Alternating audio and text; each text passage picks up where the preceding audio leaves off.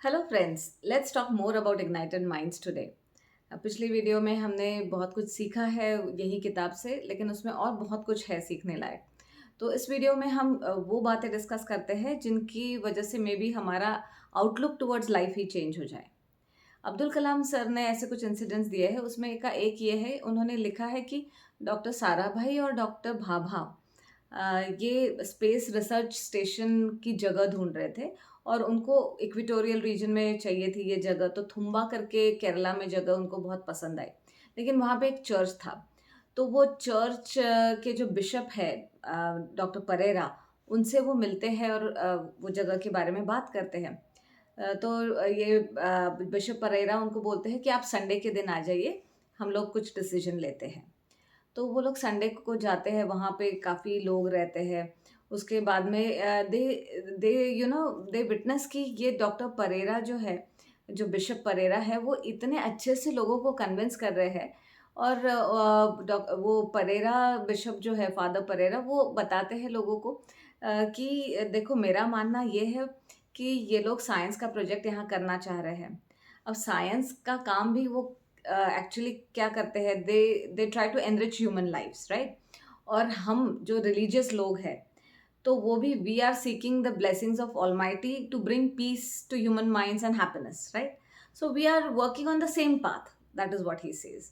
And so convincingly he says कि पूरा जो कॉन्ग्रीगेशन है वहाँ का, वो आमेन बोलता है, and they agree to it. So that's a wonderful gesture on the part of mister Perera, right. ऐसा ही और एक इंसिडेंट वो अपने फैमिली के बारे में बताते हैं।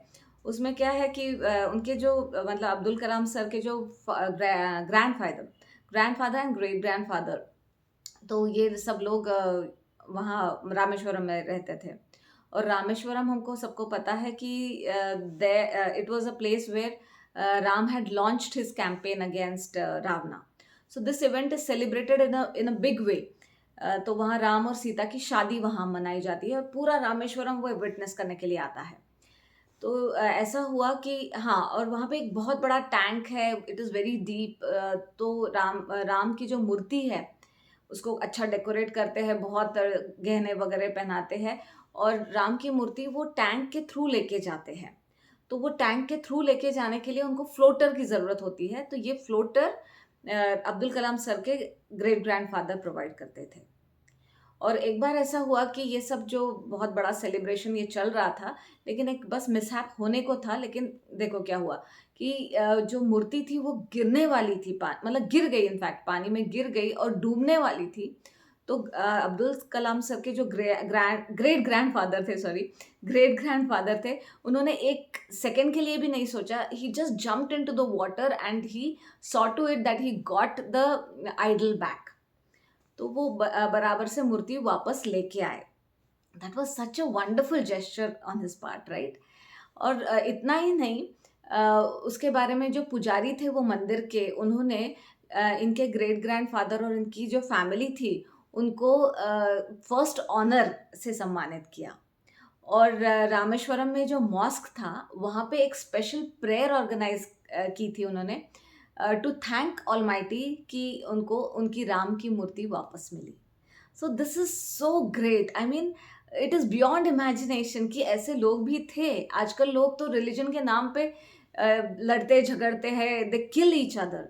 And look at these people, they not only tolerated other religions, they respected other religions, and they were far beyond religion. They were they had climbed the ladder of spirituality and humanity. That was amazing. और दूसरा ये भी है कि Abdul Kalam sir ने ये भी बात बताई है कि कांची में वो जब विजिट करने गए, तो उन्होंने ये देखा कि वैदिक स्क्रिप्चर्स एंड कुरान ऐसे दोनों साइड बाय साइड रिसाइट हो रहे थे। So that is the essence of India, I should say. That is the true India. So I think this is all. This is a great India and great people in it, and I think we all should try to become like these people. So that is all for today.